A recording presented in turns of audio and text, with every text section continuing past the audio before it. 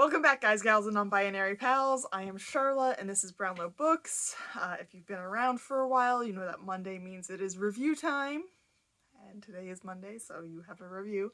I am still doing my middle grade May, and it is still May, so here is middle grade. I want to start with... I'm not describing any of the plot of this book, and I'll explain why in a minute. I am also not hiding spoilers. I am also probably going to swear because... So, I read The Girl Who Drank the Moon by Kelly Barnhill. And this seems to be pretty well loved online. There's over 88,000 reviews of it, or ratings of it on Goodreads. They equal it to 4.12 stars. Most being 4 and 5 star ratings. And I'm definitely going to be the dissenting voice on this because I did not love it. I was bored out of my fucking skull. I fell asleep twice while reading it. I almost never fall asleep reading. Like, you gotta be pretty fucking boring for me to fall asleep reading. Because I don't read at night. Like, it's not a danger I have to, fall asleep in bed with a book in my hand. So yeah, I didn't love it. Did I hate it? Now that I'm thinking about it, maybe a little bit. This book is... It feels like it suffers like an identity crisis. It's not sure what it is. Because it's all supposed to be like fantasy and shit, but like you can't talk about magic in front of Luna. Like, this is only gonna make sense if you've seen the book, if you've read the book. We're there. It's fine. Yeah, it suffers an identity crisis. I mean, it follows literally fucking everyone that we see in this book at different points in time. It is so disjointed and convoluted, but like we also know everything, and like the twist that comes at the end is a thing that you can see coming from like literally the first pages. And it just doesn't feel like it knows what it is. I mean, clarity is not its strong suit. It's like, look at this thing, and now I add this other thing, and look at this other thing, and it's like, what are you trying to do? What are you going for? It is so all over the place. One reviewer I saw compared it to someone with ADD, and I was like, it's ADHD now, but sure. And as someone who is likely undiagnosed ADHD here, yeah, agree. It is all over the place, could not follow what was going on. And like the chapter titles are kind of sort of trying to like tell you what's happening in that chapter, but it doesn't give any indication to who you're following, what's happening, or sometimes even have anything to do with what is actually fucking happening in that chapter. It is just... Like, this thing is fucking won a Newbery, alright? How? Literally how? Maybe the first 60 to 80 pages are kind of strong, but after that, it almost feels like it's like a rough draft. It's like someone made a rough first draft, and they put in all these, like, poetic sentences they wanted to include, all this, like, flowery language, which doesn't actually describe literally fucking anything. And went, yeah, that's good. Like, and I have literally read a book that was unedited from its first draft. So, like, to say that about this means something, okay? It's just... It's frustrating. I always knew what was going on, while I also had no idea what the fuck was going on. It's so baffling to me. It's... gives you everything up front, while also giving you nothing. I just don't even... Do kids actually like this book? I need someone children who have read this book to tell me if kids actually like this book.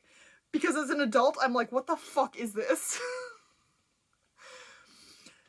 And like, I think the biggest thing that pisses me off... yeah, it pisses me off. Luna, our little protagonist, whom the book is named after, is not really our protagonist. She is an empty fucking shell of a child.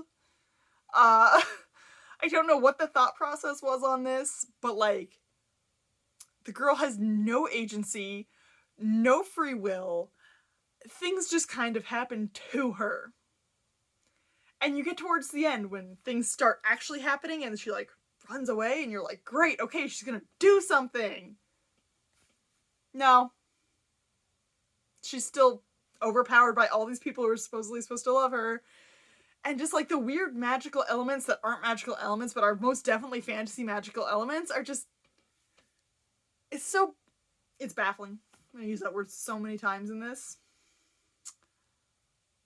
I just don't get it. And then like, there's things that I want to say that I like. I liked little pocket dragon Furion? I enjoyed him until the end of the book when he gets to be a simply enormous dragon and turns into this like fucking murderous rage monster, and I'm like, what? Yeah, Soror Eater killed your mom to, you know, stop the fucking volcano 500 years ago, and you've been a tiny little dragon since then. But it's never really explained why he's been a tiny dragon, but there's explanations for why he's a tiny dragon, and it just doesn't make sense. So, like, there's that. I liked him until that, and just like that, the opposite, I liked Athene? The girl who tried to live in the tower with the sisters and then left and then married our other guy. Something with an E. Whatever. I did not like her at all. And then all of a sudden it's just like, bam! Bitch knows shit and she just started a revolution. And you're just like, what? So, like, it's the same thing of, I didn't like her for a really long time, and then I suddenly liked her. Just like the opposite of Furion, I liked him for a really long time, and then all of a sudden didn't. And it's just like, nobody in this book is actually fucking likable. Maybe, what's Antian or whatever his name is. Like, maybe, like, he's more of a protagonist than Luna is. Yeah. I might like him. I really did not like certain things like calling the Madwoman the Madwoman. Felt kind of gross. Her name has been lost. She went crazy and forgot it, and it's just like, she's not fucking crazy though. You just threw her to a fucking tower. Like, you literally stole her baby and then locked her away in a tower, claiming she was mad so that you could eat her fucking sorrow, which she learned to hide from you. It's so fucking... it's baffling. Like, there's so many different plots in this book, but none of them are, like, fully formed. Just like no character is fully formed.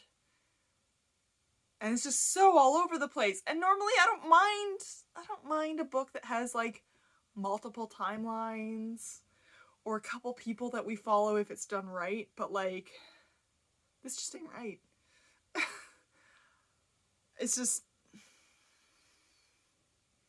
I don't really have anything positive to say about this book. It's like I liked things and I didn't like things, and together they've just evened out into nothingness. I feel nothingness for this book. That's not true. There was one moment, like I said, I was bored out of my fucking mind for most of it. So I was like, bored.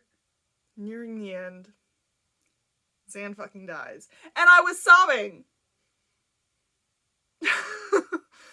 Like, what? So, like, what? I wasn't actually connecting with the book and being upset that Zan was dead. I was upset with the way that Zan was described as, like, dying. And, like, how nature, like, fucking nature in the world, like, reacted to it. And I was just like, fuck, that's close to some fucking shit I said when, like, my grandpa died, and it just fucking hit me, and I was just like, okay. So I saw it for, like, 2 minutes, and then moved on with the book, and I was like, this is still garbage.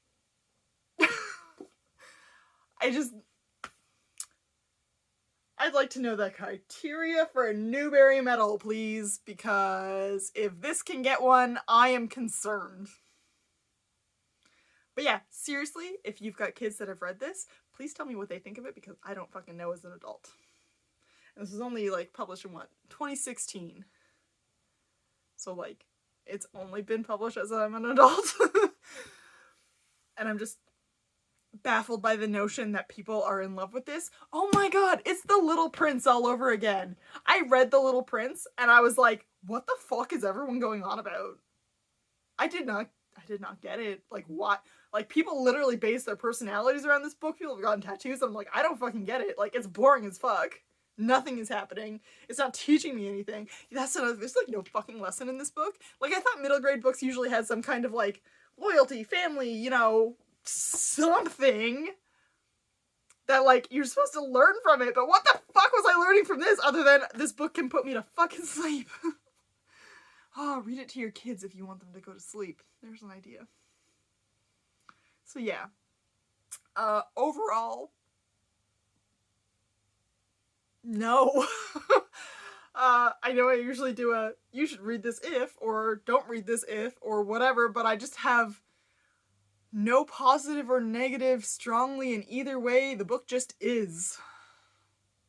Which is a weird thing to say, that the book just is. It just is. And like, it's 400 fucking pages. What kid's gonna sit through that?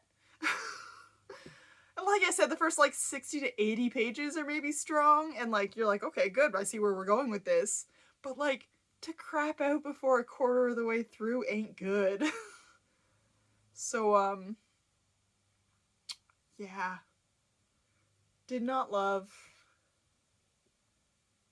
Don't want to say hated. Do I want to say I hated it? I kind of liked Glurk. I didn't like Lurk. That's the problem. That's the problem with this. Like, you like and don't like people, but like, they're just shells. There's no development of literally anything in this book. It's words on pages. With nothing behind it. That might be a little mean. But it's what I feel. So we're gonna go with it. And that wraps up my middle grade May. See you next month for Pride Month, bitches. Alright. Like and subscribe to see me arguing with TERFs repeatedly. Alright. See you next time.